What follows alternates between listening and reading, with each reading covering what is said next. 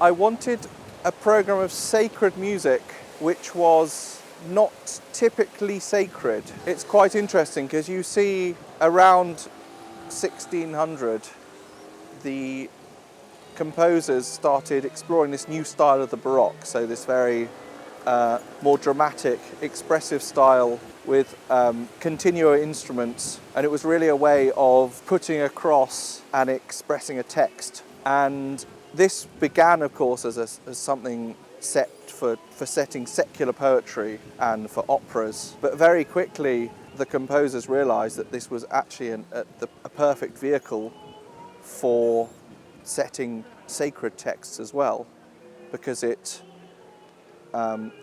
was an excellent way of fulfilling the ideas of the Counter-Reformation, that the people should understand and be moved by music and art.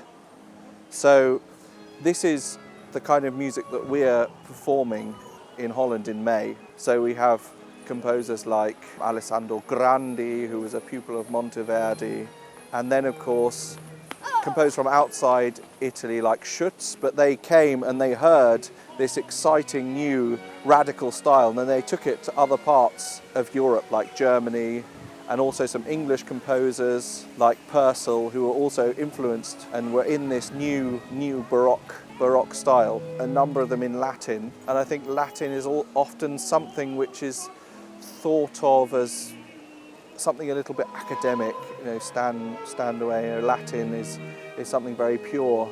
But actually we're doing a piece called In Medio Maris by Barbara Strozzi, and Barbara Strozzi again she came quite early in the 17th century, and she was very influenced by these new and exciting ideas around 1600. And she also published a whole book of sacred music, but she approaches the sacred music in exactly the same way as she would do a song or a madrigal. So it's very heartfelt, and it's very emotionally charged. It's not what you'd expect from sort of something, a kind of holy church music.